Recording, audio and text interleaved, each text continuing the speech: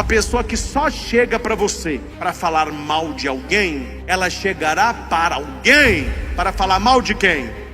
De você.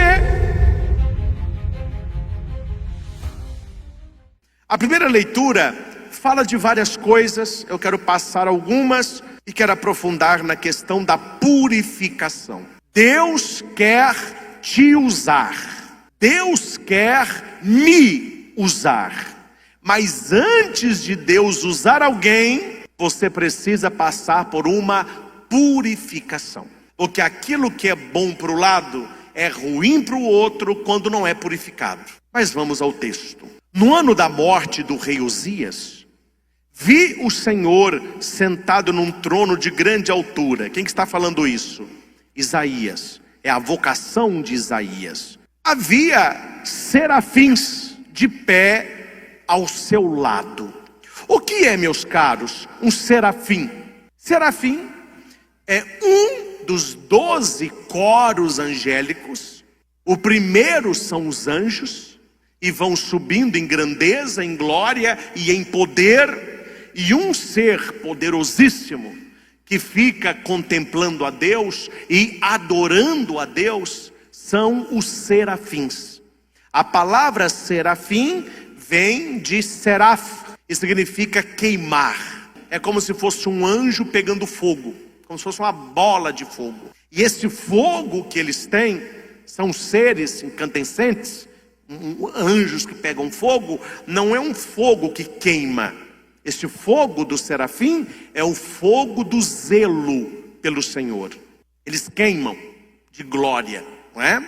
E eles cantavam o chamado triságio.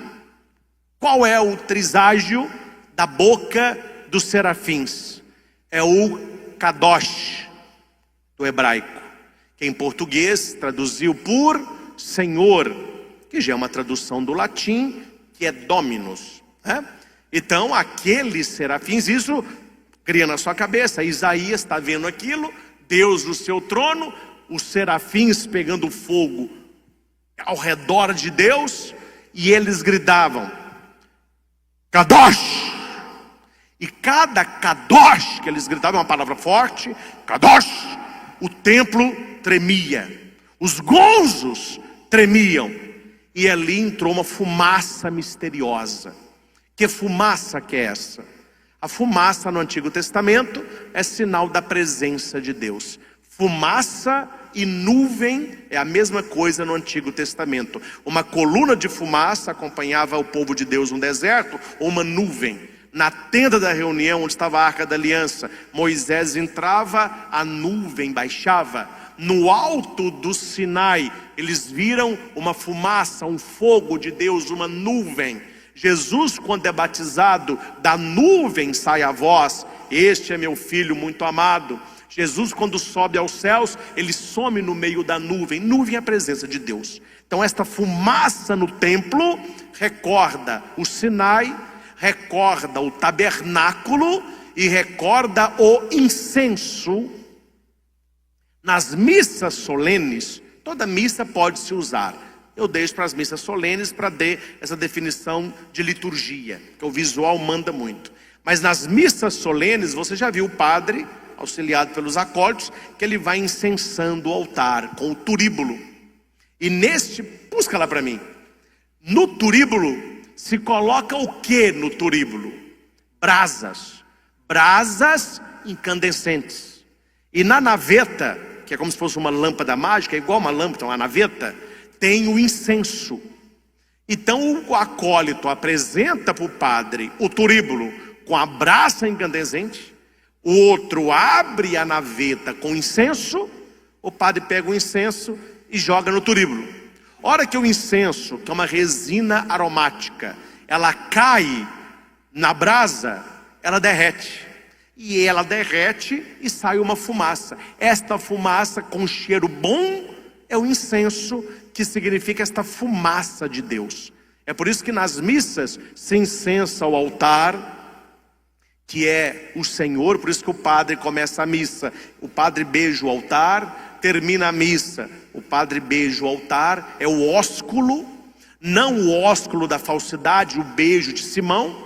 Você trai o Filho do Homem com um beijo. Não, é um ósculo no próprio Cristo, que é o altar. Se incensa a palavra de Deus, sinal de Deus. Se incensa o Santíssimo Sacramento, sinal de Deus. Se incensa o crucificado, sinal do amor de Deus. Na hora das ofertas, o acólito ele vai incensar o padre, que na hora da missa é alter Christus, é o que preside a celebração. Incensou o padre, o acólito vai para frente do altar e incensa o povo. A assembleia reunida é sinal de Cristo, é sacramento de Cristo. Então esse uso do turíbulo, quando tem na missa, você verá aquela fumaça. Mas que fumaça que é essa? Não é? É o incenso, que é um sinal da presença de Deus. No templo de Jerusalém havia um tacho, um tabuleiro grande, com brasas dia e noite. E de tempo em tempos, o sacerdote pegava uma pá de incenso e jogava lá. É aquela fumaça. Então esta fumaça, ela é bíblica. O queimar o incenso é o sinal da presença de Deus. Então o templo encheu de fumaça. Até aí é uma teofania. Teos, fanos. Fanos é manifestação, teos de Deus, manifestação de Deus. Serafins, fogo, fumaça, o próprio Deus. Quando Isaías, ele toma consciência disso tudo, ele vê ao mesmo tempo a glória de Deus, atenção nisso aqui, ele vê ao mesmo tempo o pecado dele, a impureza dele. Atenção.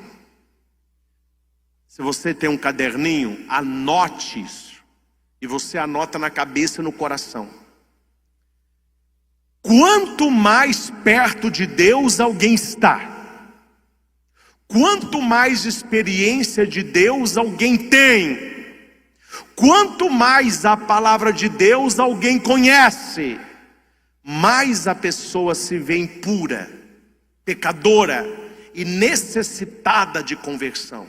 Necessitada de graça, necessitada de oração, necessitada de adoração, necessitada de confissão, necessitada de terço, de sacrifício, de penitência. Quanto mais a pessoa está longe de Deus, menos pecado ela vê. Então tudo perde a questão da impureza, tudo vale. Por que que o mundo de hoje, quando eu falo mundo, algumas pessoas não veem pecado em nada? Tudo hoje é normal, porque só se tem consciência do pecado quem está próximo da santidade. Eu só posso ver a presença da luz em mim, eu só posso ver as minhas sombras quando eu me aproximo da luz. Só existe sombra se tem luz. Não existe sombra nas trevas, me compreendem? Sim ou não? Chega na sua casa e apaga a luz tudo, procura a sua sombra, não existirá sombra aí. Agora, chega lá na sua rua, quem mora numa rua que tem uma subidinha assim, chega lá na sua rua às 17h30, 17h45, o sol se pondo, fica de costa para o sol e olha a sua sombra fica do tamanho da rua, vai lá embaixo.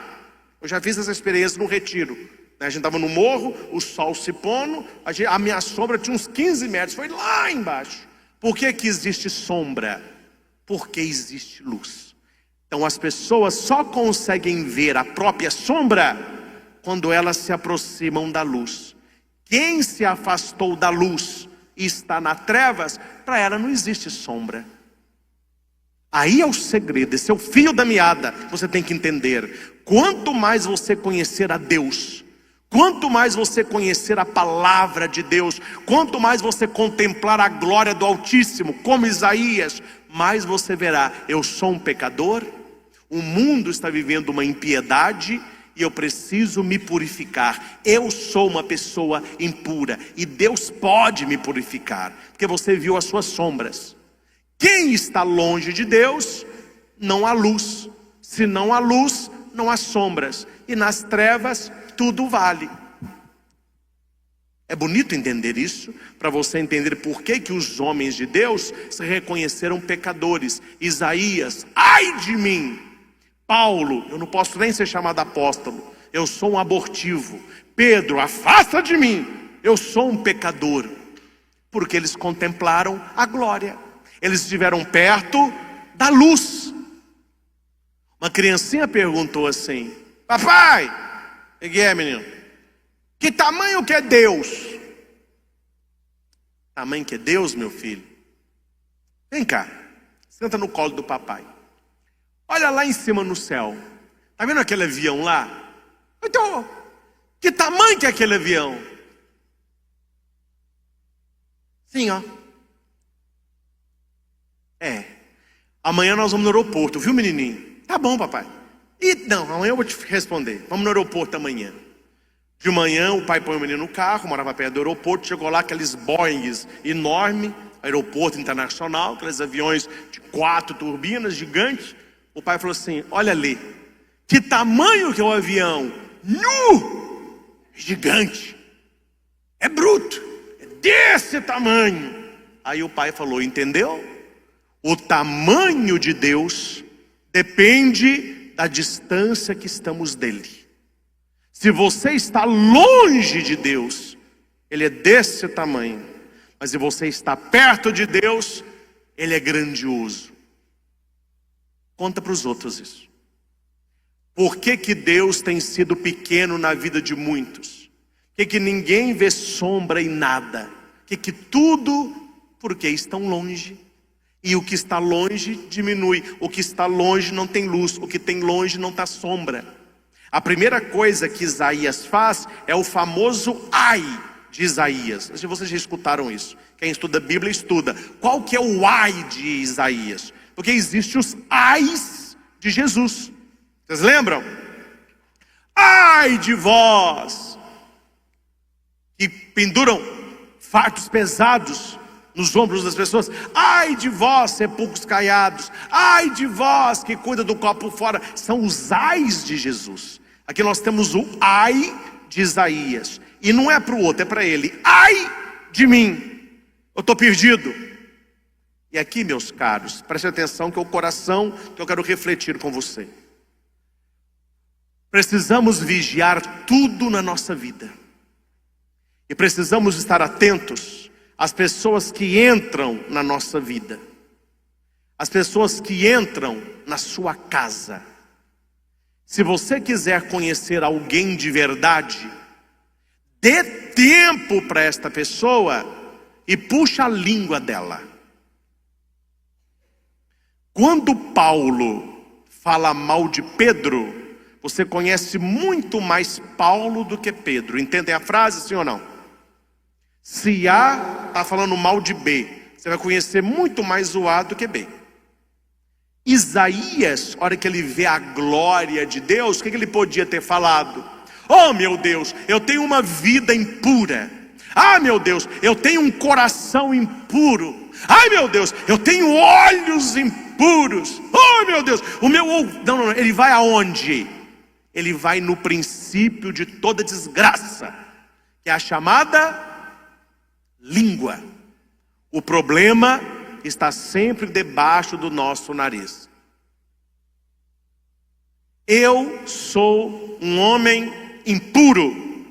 Sou apenas um homem de lábios impuros. Ele sabe muito bem que a palavra tem poder de criar a realidade. Se você não descobriu isso, viva isso daqui para frente. Deus cria o mundo pelo poder da palavra.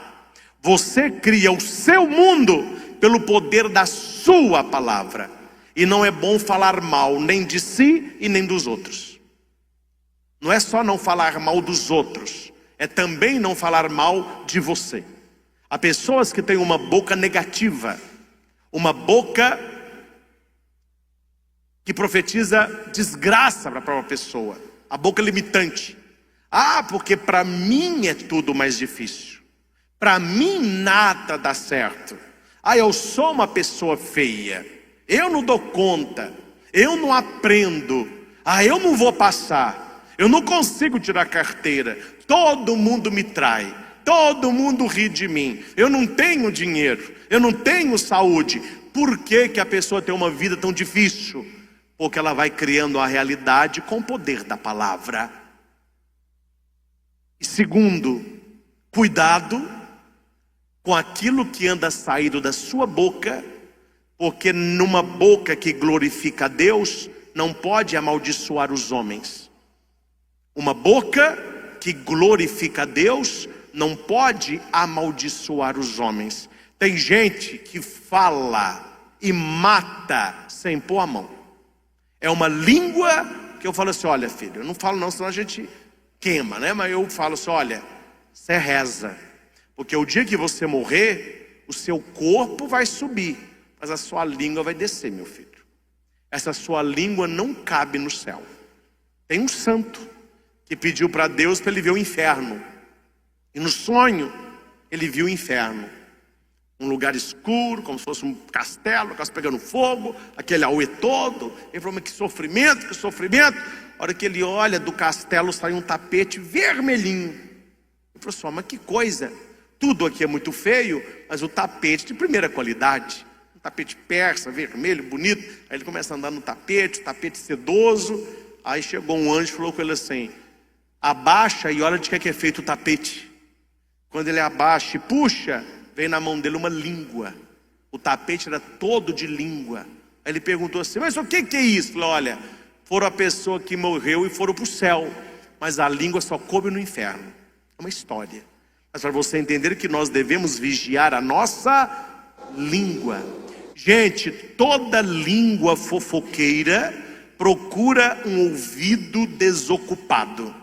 Se tem quem fala, é porque tem quem ouve. Se as pessoas não ficassem ouvindo mimimi por aí, não haveria tanta boca falando, pois não haveriam ouvidos ouvindo. Não seja bobo. Não vou falar inocente, não, é bobo mesmo. Uma pessoa que só chega para você para falar mal de alguém, ela chegará para alguém para falar mal de quem? De você. Então cuidado com pessoas que não sabem conversar, não tem um assunto legal, falando de coisas construtivas, falando de ideias, falando de sonhos, falando de sentimentos. Tem gente que só sabe falar de pessoas. E um conselho de padre para você, pode falar que fui eu que disse, afaste de pessoas que falam demais. Quando eu falo falar demais, não é alguém que comunica demais. Então vocês vão se afastar de mim, porque eu não falo pouco, né? E padre, ó, vai longe. Se eu começar a falar, não para. Não é a comunicação. Gente que fala o que não constrói. Me desculpe a franqueza, viu?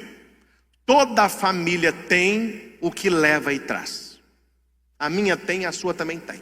Pessoa vai numa casa, comenta uma coisa, vai na outra, comenta outra, vai na outra, comenta outra. A hora que você vê a confusão armada, a pessoa sai como o quê? Vítima. Ela nunca assume. Eu não falei por mal, eu falei para ajudar. Sua boca. Estou mentindo? Eu tive uma boa intenção. Meu caro, a tua palavra era doce como mel, mas a sua intenção era amarga como fel. Falou que quis, fez o circo, separou a família, separou amigos, denegriu pessoas, e ela sai como a boazinha da história. Jesus vai dizer que nós seremos salvos ou condenados pelas palavras que falamos. Precisamos ser como Isaías. Ó Senhor, eu tenho os lábios impuros. O que Deus falou para Isaías? Você tem o quê? Os lábios impuros. Você não presta. Cai fora do templo. Eu vou escolher outro. Não foi isso que aconteceu, não. Você tem lábios impuros? Eu tenho. Um serafim incandescente saiu da presença de Deus pegou uma tenaz, pegou uma brasa incandescente, chegou perto de Isaías e falou: olha, não está na Bíblia não, mas eu sei que ele fez. Faz um biquinho para mim aí. Faz um biquinho aí. Deu uma sapecada na boca de Isaías com a brasa. Isaías, ui, essa doeu, hein?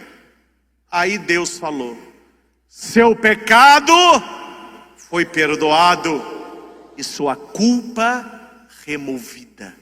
Olha que bonito. Deus aceita a confissão de Isaías. Quando Pedro fala para Jesus: afasta de mim, eu sou um pecador. Ah, você é um pecador? Então pula do barco, deixa eu arrumar um outro pescador. Não tenha medo, eu farei de você pescador de homens. Paulo: eu não posso ser um apóstolo, eu sou um abortivo, eu persegui a igreja de Deus. O que Paulo vai ouvir da boca do próprio Deus? Vai evangelizar, um dos maiores missionários que nós conhecemos. Não sei se você já foi. Quando você for na Praça de São Pedro, sempre tem uma imagem, quando eu vejo, mexe muito comigo. Eu gosto até de ir sozinho e rezar um pouquinho. Difícil, né? Mas algumas vezes eu levanto mais cedo, o pessoal está dormindo ainda, está ainda começando a amanhecer. Eu vou lá para a Praça de São Pedro, Vaticano, tem a troca da guarda, que é muito bonita, né? Os guardas, tem quase ninguém. Eu vejo São Pedro, tadinho, São Pedro, fica com raiva de mim não, rezo para ele, mas eu fico babando em São Paulo. Uma imagem enorme, ele, um homem forte, segurando uma Bíblia, e do outro lado uma espada, que vai debaixo do braço até o chão, uma lâmina grande, e ele está ali, mostrando que de um assassino, Deus fez um pregador, de um perseguidor, Deus fez um perseguido. Aquele que tinha ódio da igreja foi um dos maiores pregadores que a história conheceu. Por quê? Deus muda as pessoas. Deus mudou Isaías, Deus mudou Paulo, Deus mudou Pedro, e Ele pode mudar a nós também. Ele pode mudar você também. Não pense nunca que Deus vai te rejeitar pelo teu pecado. Ah, mas eu sou impuro, eu não posso ir à missa, eu não posso comungar, a minha vida é toda suja. Ai de mim! Deus vai te purificar. Deus vai purificar o teu coração, purificar a tua alma, purificar a tua vida, para que você possa servi-lo. E qual que é a beleza da primeira leitura? Aí Deus pergunta: quem nós enviaremos? Isaías: eis-me aqui, envia-me. Aquele que se considerava impuro, ele assume a missão de profeta. Deus sabe restaurar uma obra estragada. Nós somos obras estragadas. Deus nos fez perfeito, o pecado nos estragou. Deus pode nos restaurar, Deus pode nos refazer, e Deus quer nos usar. Mas antes disso, nós precisamos nos deixar purificar. Eu não desejo coisas ruins para os outros, não é possível também, né? Um padre deseja coisa ruim para o outro. Mas que eu faço umas orações quentes, eu faço. Senhor,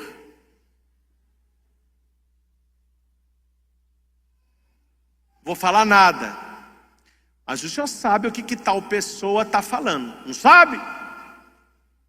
Essa noite ela seja visitada por um serafim, com a braça na tenaz, não para castigar, mas para purificar. Gente, numa linguagem real, hoje, fique na arquibancada da vida, olhando o fim da história de quem fala demais. Nunca é um final feliz. A pessoa está plantando para colher. Minha avó falava: fala de manhã e paga de tarde. Planta de manhã e colhe de tarde. E tem gente que eu vou te contar, a língua não sabe ficar quieta. É um músculo mais pesado do corpo. A pessoa não consegue segurar. E ela não vê que uma língua faladora, uma língua fofoqueira, uma língua que comenta tudo, que fala de tudo e comenta de todos, essa língua trava a vida da pessoa. Ela poderia ter uma vida muito melhor, uma vida muito mais abençoada, uma vida muito mais enriquecedora, nutritiva e nutridora. E por que ela não tem? Porque a língua está atrapalhando o relacionamento com Deus. Isaías não foi pobre nada. Primeira coisa que Isaías falou com Deus: eu tenho um lábio impuro, eu tenho uma boca impura. Deus o purificou. Então aqui, essa semana nós possamos pensar nisso. Como anda a minha boca? O que anda saindo da minha boca? Pensa na sua família, pensa no seu trabalho, pensa na sua turma da escola ou da faculdade. Quando reúne aquela turminha, não tem sempre uma turminha reunida, rindo? O que é o assunto ali?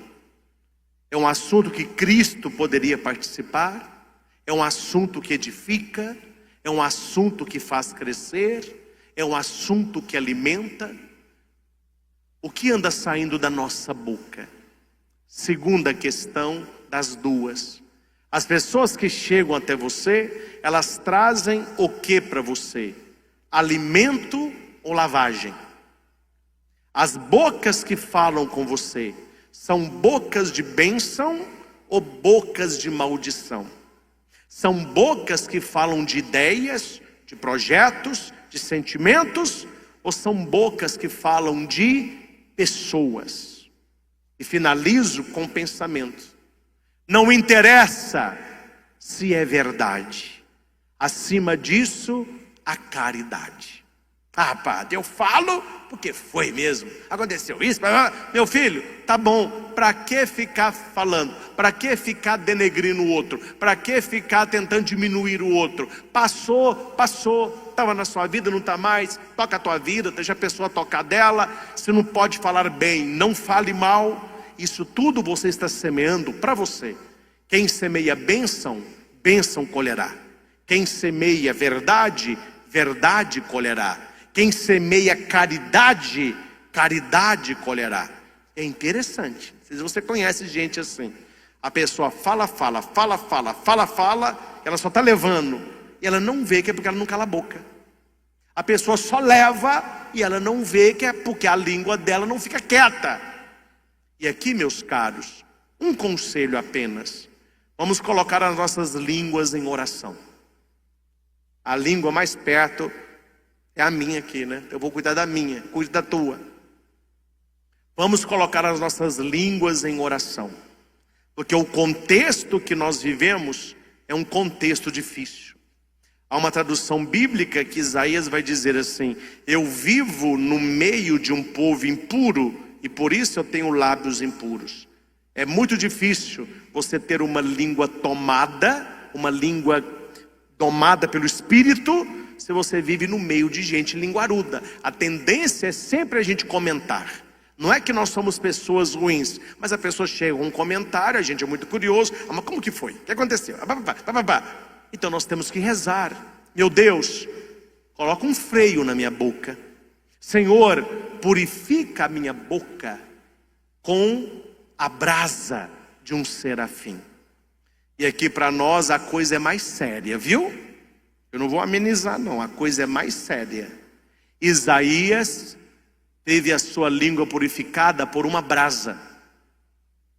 Pegou uma tenaz. Agora me respondam, senhores e senhoras: o que vale mais? Uma brasa na nossa boca ou a Santíssima Eucaristia que a gente recebe em cada missa? O que tem mais poder para nos purificar? Um carvão incandescente ou o corpo de Cristo na hóstia consagrada?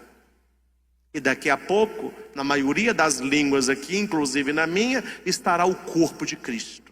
Então toda vez que você comungar, toda vez que você pegar a hóstia sagrada e colocar na sua boca, peça: Senhor, purifica a minha língua e apaga o meu pecado.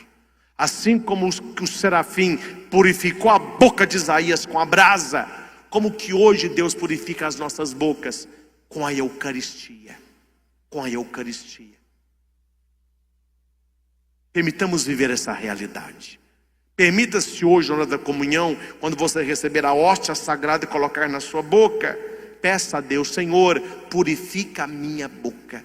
E aqui, meus caros, falar uma verdade rasgada para vocês.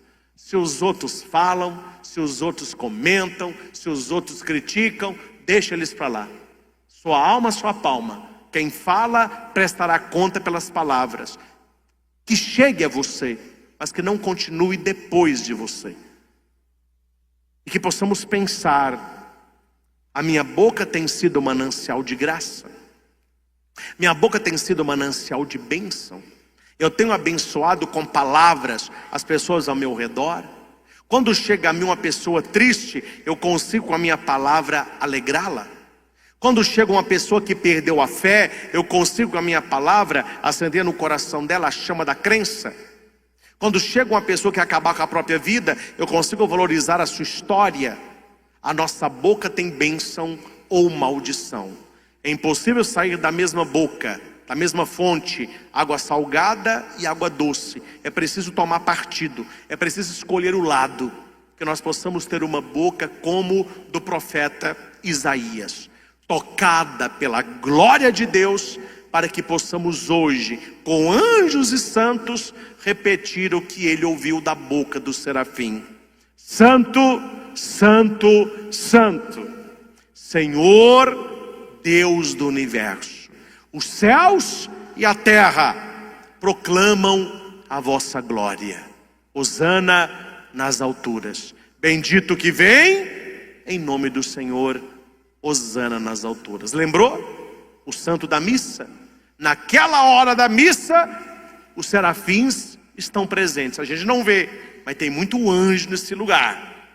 E eles cantam a glória de Deus. E nós somos chamados a cantar também o Kadosh. Kadosh, que é o santo.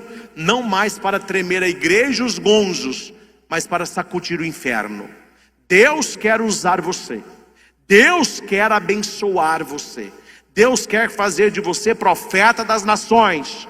Mas enquanto, meu filho, a sua boca não for purificada, enquanto a sua língua não for purificada, enquanto o nosso prazer está em falar dos outros, em denegrir os outros, em fofocar dos outros, nós seremos espectadores da graça e não seremos canais dela. Saiamos dessa atitude passiva e nos coloquemos nas mãos de Deus. E a cada missa que participarmos, e a cada Eucaristia que recebemos, o corpo de Cristo tocou a minha língua, tocou a minha boca. Minha culpa foi removida, o meu pecado foi perdoado. Que Nossa Senhora nos ajude nesta caminhada a falar menos e a guardar as coisas e refleti-las no coração. Nossa Senhora do Silêncio, silenciai-nos. Louvado seja nosso Senhor Jesus Cristo. Para sempre seja louvado.